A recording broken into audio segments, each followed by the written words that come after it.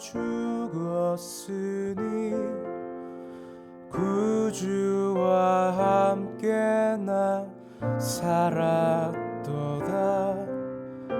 영광의 이미는 모든 곳에라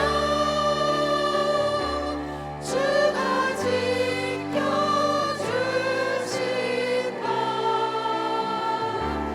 어둠 밤에도 주의 말씀을 인도하며 주신다.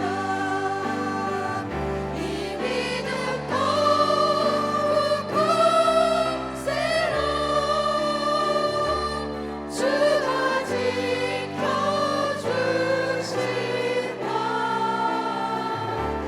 어둠 밤에도 주의 말씀을 인도하여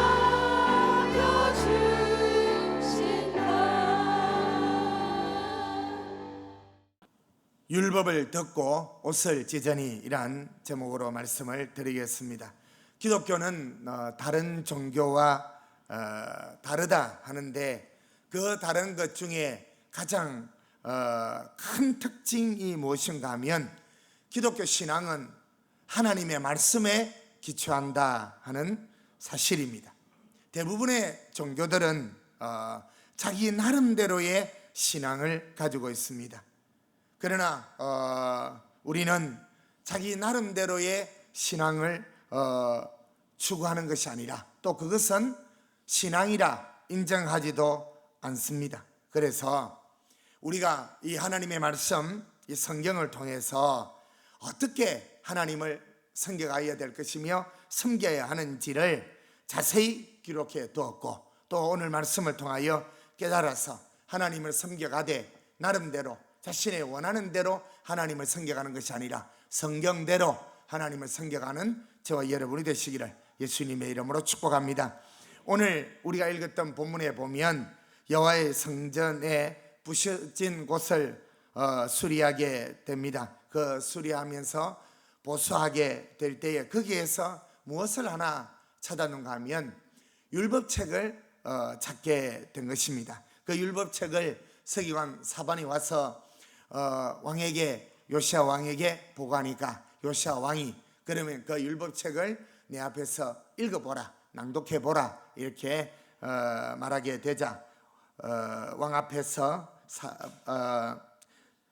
서기관 사반이 읽게 됩니다. 그때 그 말씀을 듣자 왕의 반응이 좀 특이했습니다. 11절 10절 11절 같이 읽어보겠습니다. 또 서기관 사반이 왕에게 말하여 이르되 제사장 hil기야가 내게 책을 주더이다 하고 사반이 왕의 앞에서 읽음에 왕이 율법책의 말을 듣자 곧 그의 옷을 찢으니라. 아멘. 그러니까 이 요시야가 하나님의 말씀을 그 율법을 듣자 어떤 모습을 보였는가 하면 옷을 찢는 것입니다. 그것은 다름 아닌 그동안 하나님을 섬긴다라고 자신도 나름대로 하나님을 섬겨왔는데 율법책의 말씀을 듣고 보니까 섬겨왔던 그 자신의 신앙이 너무나 엉터리였고 너무나 이 기록된 내용과 달랐고 또 믿음으로 살았던 것이 너무나 틀렸기 때문에 그가 이 옷을 찢게 됩니다. 우리가 하나님을 섬긴다고 했는데 하나님을 제대로 하나님으로 섬긴 것이 아니라 내 마음대로 섬겼구나 이렇게 생각하여 그가 회개하고 하나님 앞에 통회하면서 잘못을 고백하는 모습으로 무엇을 찢었느냐? 자신이 입고 있던 옷을 찢어버리게 된 것입니다.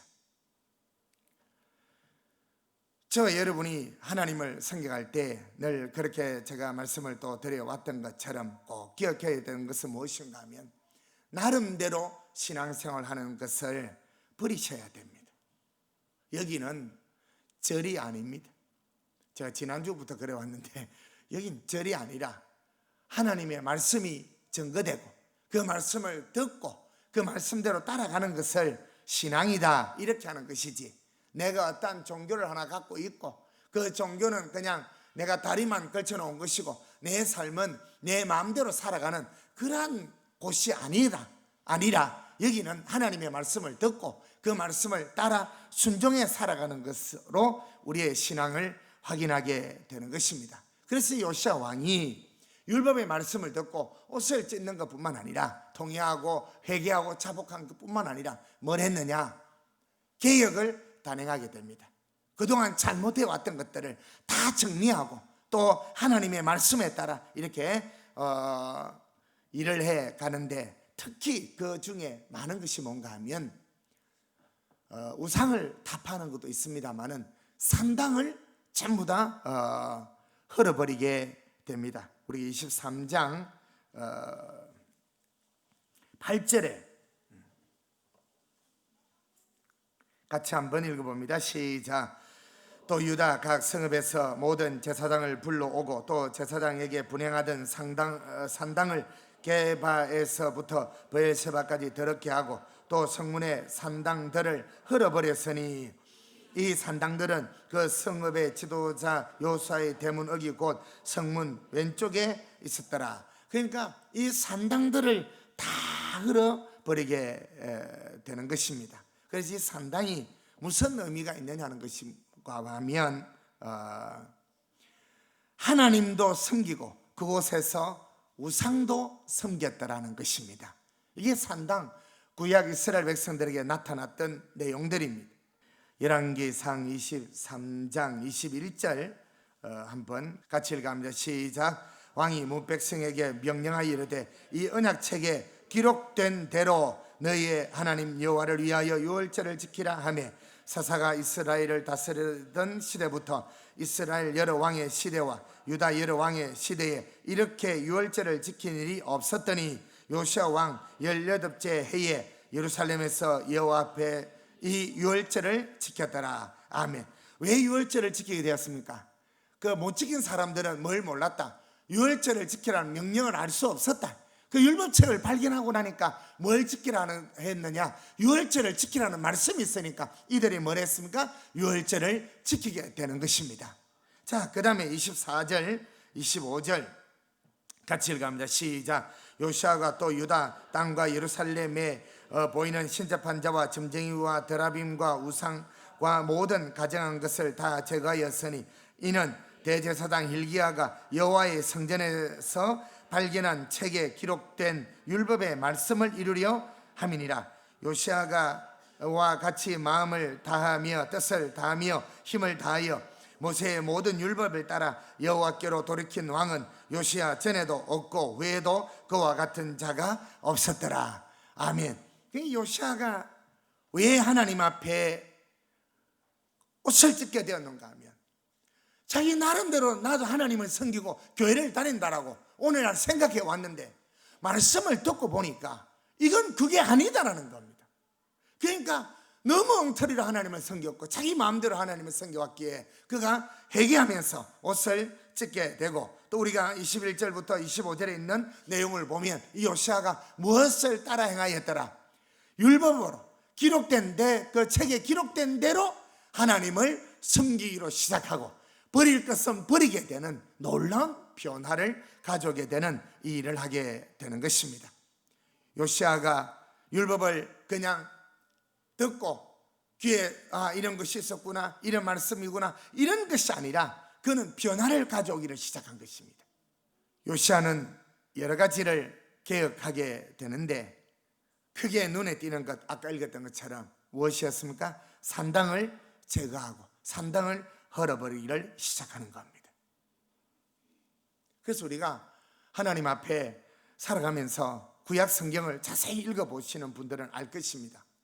산당이 이스라엘 백성들에게 있어서 큰 어려움을 갖다주고 이 산당 때문에 이스라엘 백성들이 하나님 앞에서 벌을 받게 되는 내용들을 자주 확인할 수 있습니다. 이 산당의 신앙이 누구로부터 출발했는가 하면, 물론 앞에도 있습니다만 결정적으로 이 일을 만들게 된 왕이 누군가 하면 여로보암 왕입니다. 이스라엘 나라가 잘 해오다가 솔로몬이 죽자 나라가 나뉘게 됩니다. 북이스라엘, 이스라엘은 12지파인데 그 중에 10지파가 마음을 합해서 어떻게 하느냐, 한 나라를 이루게 됩니다. 그것을 북이스라엘이라 하고, 남은 두 지파가 그럼 우리끼리라도 살아보자 해서 믿음으로 살자, 말씀으로 살아야 되지 않겠느냐 해서 두 지파가 나라를 형성한 것이 남유다라 이렇게 합니다. 북이스라엘과 남유다로 이렇게 나눠지게 된 것입니다. 그래서 북이스라엘의 왕은 누군가 하면 여로보암 왕이고, 남유다의 왕은 르호보암이 왕이었는데, 이제 남유다는 그렇게 문제가 없습니다. 문제가 어디에 있느냐? 북이스라엘이 문제인 것입니다.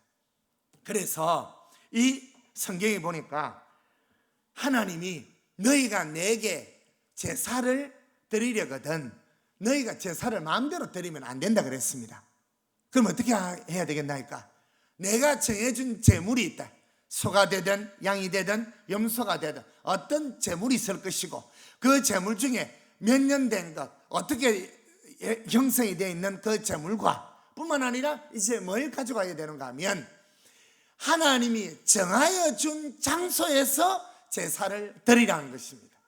이게 하나님의 명령입니다. 너희가 나에게 제사를 드리려거든 마음대로 짐승을 골라오지 말고 하나님이 정하여 준 짐승을 가지고, 또 너희가 와서 마음대로 잡을 것이 아니라 하나님이 정하여 준 제사장으로 하여금 그 짐승을 잡게 하고, 아무데나 잡아서 안 되고 내가 정하여 준 곳에 가서 잡아서 나에게 제사를 드려야 된다. 이렇게 하나님이 율법을 통해 명시를 딱 해뒀어요. 자, 어떻게 하라고요? 하나님이 정하여 준 제물, 하나님이 정하여 준 사람, 하나님이 정하여 준 장소, 이해되시죠? 다시 한번 합니다. 시작.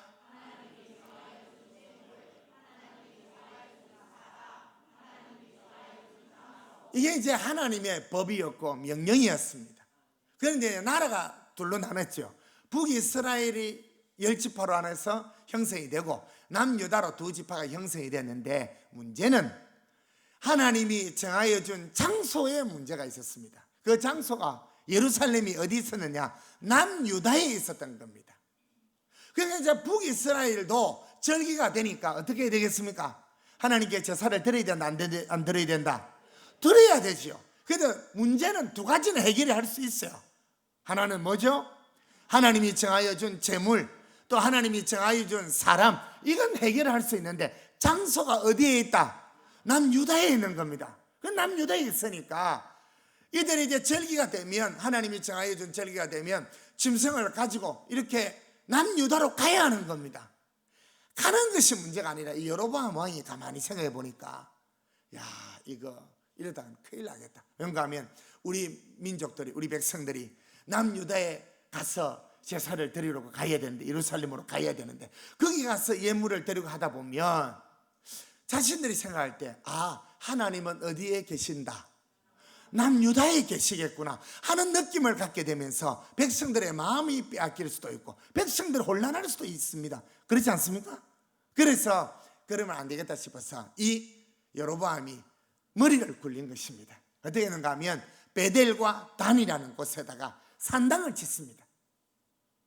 여기에서 너희가 제사 지내도 된다. 멀리 갈 필요 없다. 남유다까지 갈 필요 없다. 내가 베델에, 이 베델도 큰 의미가 있습니다. 영적으로 명분이 있는 장소였습니다. 나름대로 생각할 때 베델은 무엇인가? 뜻이 하나님의 집이라는 뜻입니다. 그 백성들아 들어라. 너희가 예루살렘까지 꼭 남유다까지 갈 필요 없다. 이 베델도 옛날에는 야곱 때에 하나님의 집이었으니까 여기서 예배해도 된다. 이렇게 나오면 여러분 같으면 그 말을 들으니까 맞는 것 같다, 안 맞는 것 같다? 맞는 것 같지요. 그 다음에 꼭 제사장이 잡아야 됩니까? 그 반대로 아무나 잡으면 안 됩니까? 그럴 수 있어요, 없어요? 있어요. 그러니까 그들이 편리해졌어요, 안 편리해졌어요? 대박 편리해진 거지요.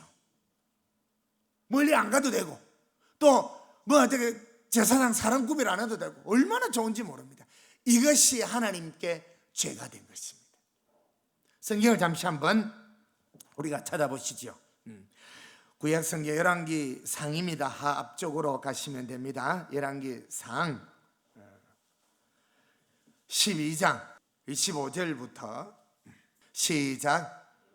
여로보암이 에브라임 산지에 세겜을 건축하고 거기서 살며 또 거기서 나가서 분노회를 건축하고 그의 마음에 스스로 이르기를 나라가 이제 다윗의 집으로 돌아가리로다. 만일 이 백성이 예루살렘에 있는 여호와의 성전에 제사를 드리고자 하여 올라가면 이 백성의 마음이 유다 왕 된 그들의 주 르호보암에게로 돌아가서 나를 죽이고 유다의 왕 르호보암에게로 돌아가리라 하고, 그렇죠? 저들이 어디로 가게 되면 예루살렘으로, 남유다 예루살렘으로 가게 되면 백성들의 마음이 거기에 있었던 원래 왕 누구죠? 르호보암에게로 돌아갈 것 같으니까, 그럼 저들이 와서 나를 죽이게 해야 할 것 같으니까 야, 이러면 안 되겠구나 해서 그가 생각한 겁니다. 28절 같이 보면 이에 뭐하고 계획한 것입니다. 이제 이 여로보암이 계획한 것입니다. 저들을 빼앗기지 않기 위해서 계획하게 되는 겁니다. 28절부터 시작. 이에 계획하고 두 금소장아지를 만들고 무리에게 말하여 이르기를 너희가 다시는 예루살렘에 올라갈 것이 없도다. 이스라엘아, 이는 너희를 애굽 땅에서 인도하여 올린 너희의 신들이라 하고 하나는 베델에 두고 하나는 단에 둔지라. 이 일이 뭐가 되었으니? 죄가 되었으니. 죄가 되었으니 이는 백성들이 단까지 가서 그 하나에게 경배함이더라. 또 그 다음에 31절 시작. 그가 또 산당들을 짓고 레위 자손 아닌 보통 백성으로 제사장을 삼고, 그 다음에 32절 유덥째 달 고 그 달 15째 날로 절기를 정하여 유다의 절기와 뭐하게 하고 비슷하게 하고, 또 제단에 올라가되 베델에서 그가 정하여 그가 만든 송아지에게 제사를 드렸으니 그가 지은 산당의 제사장을 베델에서 세웠더라. 또 33절 시작. 그가 자기 마음대로 정한 달. 그렇죠? 이제 그 뒤 내용들이 다 나온 거죠. 다른 말로 하면 제가 서두에 말씀드린 것처럼 자기 나름대로의 신앙생활이라는 겁니다. 이게 얼마나 큰 죄였는가 하면 이것이 뭐였다? 큰 죄였고 뿐만 아니라 이제 여러분의 구약 성경을 이 이후로부터 쭉 읽어가다 보면 구약의 10왕들이 나옵니다. 많은 왕들이 나오는데 그들이 무엇의 죄의 지적을 받는가 하면 그들이 여로보암의 죄에서 떠나지 아니하니라. 이 내용이 계속 주로 쭉 나옵니다. 그것이 얼마나 큰 죄인가 하는 것을 하나님이 반증시켜 둔 것입니다. 그래서 신앙생활은 어떻게 하는 것이다? 너희 마음대로 하는 것이 아니다. 네가 계획하고 네 마음대로 보통 백성으로 제사장을 삼고 네가 원하는 곳에 가서 제물을 드리고 자기 마음대로 정해서 달을 이렇게 하는 것이 아니다라는 겁니다. 신앙은 율법의 말씀에 기록되어 있는 대로 살아가는 것을 무엇이라느냐? 신앙이라는 것입니다. 이것을 누가 발견했느냐? 요시야 왕이 깨닫게 된 겁니다. 가슴을 옷을 찢을 만하다, 찢지 않을 만하다, 찢을 만한 거죠. 세상에 이게 뭐냐는 것입니다. 하나님을 이렇게 섬겨도 괜찮은 줄 알았는데 알고 보니까 엉터리 중에 이런 엉터리가 없었다는 것입니다. 그래서 그가 옷을 찢었다는 것은 하나님 앞에 통회하고 자복하고 하나님의 은혜를, 긍휼을 구하게 되는 것입니다. 사랑하는 성도 여러분, 그래서 저와 여러분이 항상 믿음으로 살아갈 때는 내 신앙이 어디에 근거하고 살아가고 있는지를 확인하셔야 되는 것입니다. 그래서 여러분은 교회에 와서 하나님의 말씀을 듣든지 라디오를 통하여 TV를 통하여 말씀을 듣든지 간에 꼭 어떤 한 느낌은 여러분이 가지셔야 됩니다. 무엇인가 하면 내가 믿음으로 하나님의 말씀대로 내가 더 살아야 되겠구나, 이런 무언가의 느낌이 있어야 된다. 옆 사람에게 물어봅니다. 니는 어떻노? 물어보세요. 옆에 있는 사람이 자기보다 나이가 많은 사람은 겸손하게 물어보고 어디다 신랑한테 대놓고 니는 누구 물어 이렇게 얘기하지 마시고, 제가 말은 그리할지라도 뭐라고 얘기하십니까? 설교를 듣고 말씀을 들을 때에 이건 아니다, 이래서는 안 되겠구나, 내가 이런 믿음으로 살아서는 안 되겠구나는, 아니면 내가 아직 하나님의 말씀으로 믿음으로 제대로 살아가고 있구나 하는 것을 깨달을 수 있어야 됩니다. 우리는 그냥 그저 변화가 없다. 그러려니 원래 저런가 보다 이러고 뭐가 있어? 삶의 변화가 없다. 말씀을 듣고 나면 내가 고쳐야 된다. 정신을 차려야 되겠다. 한번 저 따라합니다. 시작. 정신을 차려야 되겠다. 시작. 액션도 하세요. 말만 하지 말고 정신을 차려야 되겠다. 스님,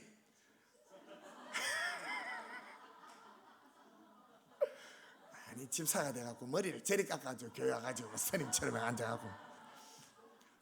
사랑하는 성도 여러분, 저와 여러분은 성경을 읽으셔야 됩니다. 그리고 설교를 많이 들으십시오. 그리고 행하십시오. 예? 그러한 것이 없다면 우리는 결코 복 있는 사람이 아닙니다. 복이라는 것이 건강하게 살고 자식들 잘 되고 또 뭐 자기 어떤 돈 많이 벌어가고 이거 좋습니다. 그러나 이것은 성경이 지지하는 복이 아니다라는 것입니다. 이 마지막 때에 복 있는 사람은 하나님의 말씀을 듣고 읽고 행하는 자가 복이 있다 했어요. 그래서 저와 여러분이 말씀을 들으면 반드시 뭔가가 나타나야 된다. 옷은 찢지 마십시오. 괜히 옷 은혜 받아가고 옷 찢었다가는 또 집에 가서 또 만드는 또 하는 뭐 당신이 믿음이 없다고 옷을 찢어가지고 말이야. 그러지 마시고 성경에 뭐냐? 가슴을 마음을 찢어라 했습니다. 회개하고 하나님 앞에 말씀을 듣고 야 내가 이렇게 믿음으로 살면 안 되겠구나. 지금 우리가 코로나19로 인해서 저와 여러분이 생각을 해야 될 것이 많습니다. 예배당에도 오지 못하고 교회도 잘 오지 못합니다. 그러면서 핑계를 삼은 것이 뭐냐? 어디서든지 예배를 드리면 되지라는 이상한 말이 나왔습니다. 틀린 것은 아닙니다. 괜찮습니다. 그것을 정지하려고 하는 것이 아닙니다. 어떤 분들은 내가 오늘 우리 집에서 또 어디 현장에서 내가 예배 드렸습니다. 헌금은 내가 온라인으로 송금했습니다. 그러면서 마음의 생각이 일어나는 것이 뭐냐? 어쨌든 코로나는 피해보자. 그런데 그게 아닙니다. 무슨 얘기를 주님이 하시느냐? 좋습니다. 예배당이 못 오고 교회 가운데 못 오고 각 가정에서 어떤 곳에서 이렇게 예배를 드리는 거 괜찮습니다. 반드시 기억해야 됩니다. 그러면 변화는 일어나고 있느냐는 것입니다. 믿음의 변화가 일어나는 것인지 아니면 나 예배 드렸다 헌금 온라인으로 송금했다 그것으로 끝나느냐는 것입니다. 변화가 있으십니까? 집에서 예배 드리고 자신들이 괜찮은 사람 몇 사람들이 모여서 예배 드리고 난 다음에 변화가 일어나고 말씀 앞에 회개하고 내가 믿음으로 더 살아야 되더니 결심이 일어나는 건지 아니면 어쨌든 코로나가 끝이 코로나 끝날 것 같습니까? 기도는 합니다만 하나님의 때가 있으시겠죠. 예, 때가 있으시겠죠. 그러나 주의 은혜로 하나님의 말씀으로 제가 권면하기로서는 변화가 일어나지 않으면 헛것입니다. 말씀을 듣고 내가 이 말씀대로 살아야겠구나. 내 살아가는 삶에서 이 말씀을 붙들고 믿음으로 헌신하며 살아야 되겠구나. 그런 하나님 앞에서의 뜨거운 마음이 일어나지 아니하고 그냥 예배드렸다 그냥 이것으로 끝이 나버린다면 여로보암이 죄와 다를 바가 어디 있습니까? 이스라엘 백성들 북이스라엘 남유다 사람이 많겠어요? 북이스라엘 사람이 많겠어요? 북이스라엘 사람들이 남유다 사람보다 몇 배나 많아요? 또 계산 안 됐기다. 몇 배더라? 2 나누기면 10 나누기면 5배가 많다. 5배가 이랬지. 또 10배 많다 가서 회개해야 된다. 아휴 계산 안 되지. 숫자 안 돌아가지. 그리고 밥 먹고 사는 거 보면 대단한 겁니다. 하나님의 은혜인 줄 알고 5배의 사람들이 많습니다. 또 그들이 생각할 때 어떻게 따질 수 있습니까? 머리 숫자로 따져가지고 봐라 우리도 예배 드렸다 어디 가서 산당에 가서 또 우리가 가서 예배 드렸다 어디 가서 하나님의 집이라고 했던 야곱이 거했던 하나님을 만났던 베델에 가서 우리도 예배 드렸다. 그리고 뭐 드렸다? 재물도 드렸다. 다 명분이 있습니다. 그러나 그들은 무엇입니까? 하나님의 말씀에 굴복하지 않습니다. 그러면서 자기 나름대로 하나님을 섬깁니다. 그러니까 우상도 섬겨 산당에 가서 우상도 섬기고 스님 저 계시는데 모시고 또 교회 가서 여기 가서 하나님 앞에 그런 혼합 종교인이 된 것입니다. 하나님이 그것을 싫어하시는 겁니다. 사랑하는 성도 여러분, 저와 여러분이 어떠한 모습 가운데서 하나님 앞에 예배를 드리실지라도 이 말씀이 우리 심령에 살아있게 되시기를 예수님의 이름으로 축복합니다. 더욱더 내가 하나님의 뜻 가운데 내가 더욱더 믿음으로 하나님 앞에 내 자신을 드리며 살아가겠다는 변화가 일어나서 나뿐만 아니라 많은 사람이 하나님의 말씀 가운데로 돌아오게 되는 그러한 저와 여러분의 삶 되시기를 예수님의 이름으로 축복합니다. 생명의 말씀